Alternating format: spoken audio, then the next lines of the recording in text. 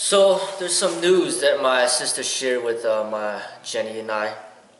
Something that happened in Chicago just the other day, and my sister was, she's living with her fiance in some high rise, and they saw all the drama going on. So basically, what happened in Chicago was some guy, you know, in his 20s, dropped his phone in the river, but it was like frozen over, and I guess it was on top of some ice. So he jumped the fence to try to retrieve his phone, and he was with another one of his friends, a guy friend, I think in his 20s, and a female friend, I think she was only 21. And he jumped over the fence to try to get the phone off, out of the snow, the ice patch. Then he got in some trouble. He couldn't get out, and then his friends, both his friends, jumped in to try to save him.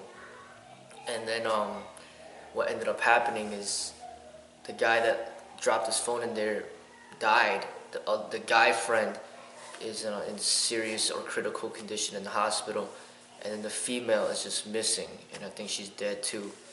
So, it's a very sad incident, but I just wanted to speak about it. I also have an article, in a short video clip that's going to be in the description section of this video. You can just read about it if you like. I just wanted to comment on it really quick, and and bring up about its relevancy in the martial arts training. I feel that martial artists are supposed to be training for survival incidents such as this. Just in general, just like real life survival instances. First I want to point out like the mentality. There's a possibility that they might have been drunk. It's a possibility. I'm not sure though.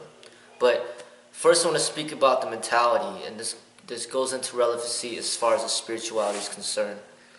A martial artist is supposed to be not attached to certain, to things. He's supposed to be like somebody that's not attached to possessions.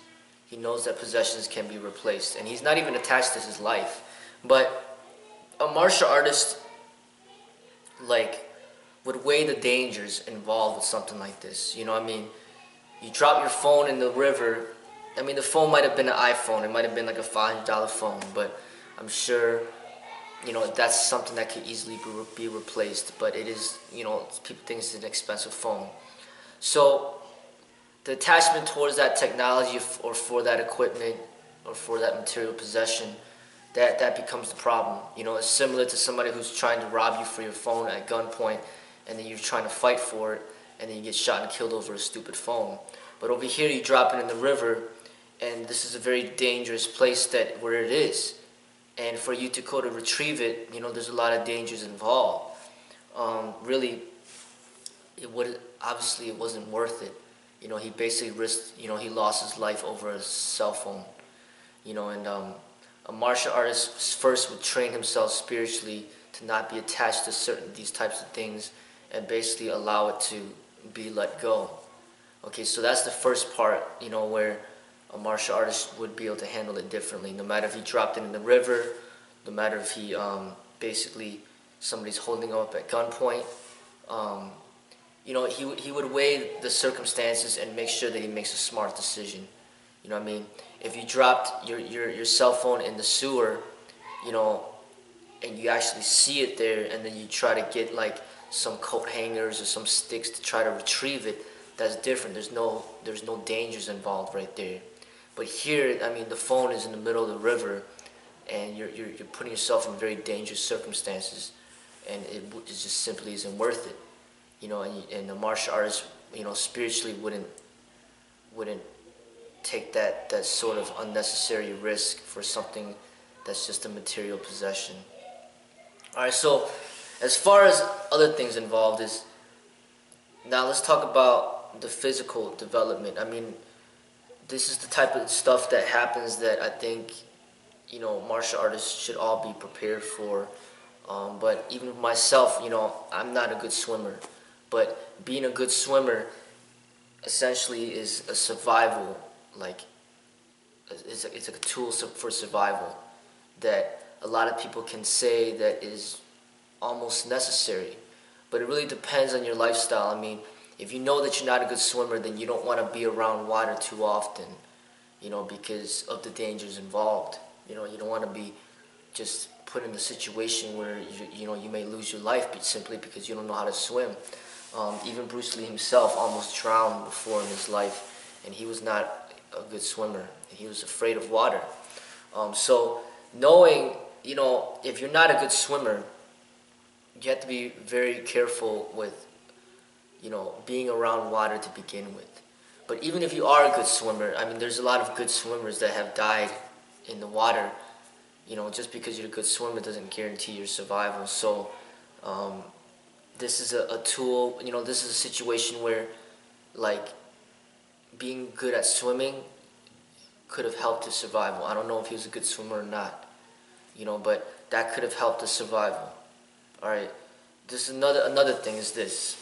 As far as spiritual development is concerned, when you're hanging out with friends, and you have friends that are not conscious, that are not awake, that they make poor decisions in life, automatically that puts you in a situation where it jeopardizes your own life, and that is a sad thing. And I think that that's something that we all have to really contemplate about.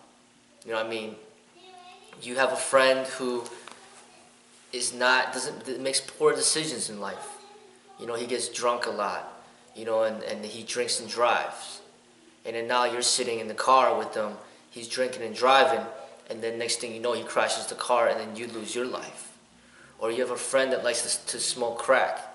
Okay, so he's smoking crack, and he's in the car, he has crack with him in the car, get pulled over by the police, and they arrest you along with them. You got a friend that shoplifts, and he steals something in the store, and then you're with him, and then you end up getting arrested as well. You know what I mean?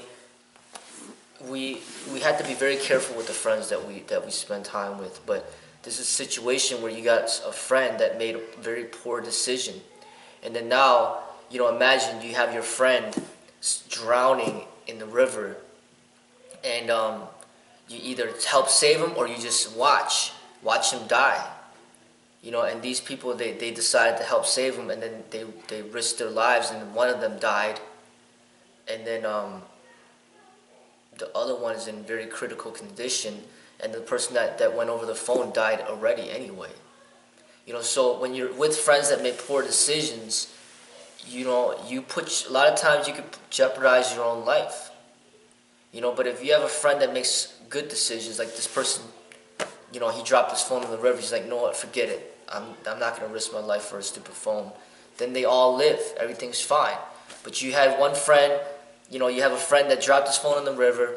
Now he's going after the phone. Now he's dying, drowning. And then now that puts you in a position of whether or not you should try to save him, or risk your own life, or you just basically watch him drown. And like your friends, I feel when they do a lot of negative things in their lives and they make a lot of stupid decisions, it will basically, it'll automatically rub off into your life. When you get so close to somebody and you're just such a good friend with them, when they go through misery and pain, you go through misery and pain as well, because you're connected in that way. And that's why I feel that it's very important that we surround ourselves with very positive people that could help our growth. And that's just the situation. But the thing is, we live in a world of negativity, and there's just negative people everywhere. Then it's just negative friends making friends with negative friends, and then it's just people just falling down together, like right here. One person makes a stupid decision, and now two people suffer because of that stupid decision. But I feel that the people that want to be positive, want to remain positive, they should only surround themselves with positive people, or just be alone and maintain that positive energy within themselves. If they do hang around people that have negative energy, those people that have negative energy have to be willing to basically change, to become something more positive. So meaning, say you're with a friend that likes to smoke, and he's smoking all the time, he's smoking right in front of you, you end up inhaling the smoke as well, and you're jeopardizing your health.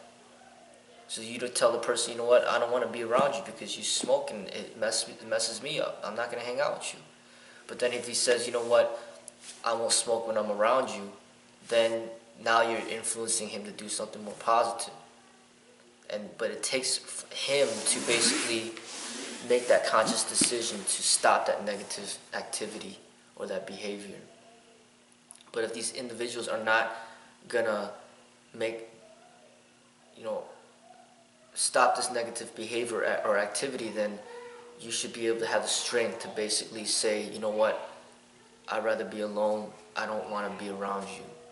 Because that negative energy from that person could really disrupt your life.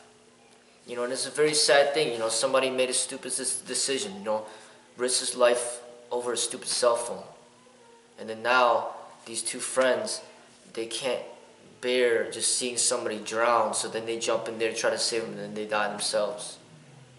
Or one of them dies, and then the other one's just in critical condition, and the person that they tried to save is dead already anyway. So it's just, another thing that it brings to mind is something that's very important, is that if,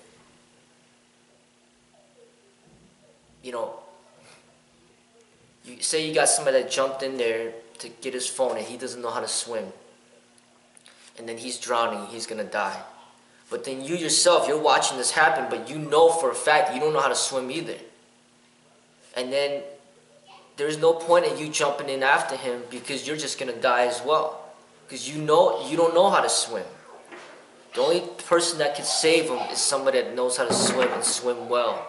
Then he could potentially save the person. But if you don't know how to swim and you see somebody drown, there's nothing you can do about it. But call for some help from somebody else that knows how to swim that could potentially save this person. So that goes to show that, for example, like somebody that is blind, he cannot help somebody else that is blind because he's blind himself. The person that can see can help the person that's blind, because he can see. But if you cannot see yourself, you can't help the person that's blind because you're blind yourself. So basically it goes back to being conscious. The people that are conscious can help the people that are unconscious. But the people that are unconscious can't help the people that are unconscious because they're unconscious themselves. So this is just an example of that. But, it's a sad story, but I think we could all learn something from it. Like when we see things that happen like this, we could just basically learn from that, and that helps us grow, and it helps us make smarter decisions in our own lives. But I'm sorry to the people that passed away, and I'm sorry for their families, but we have to learn from this and just evaluate our own lives and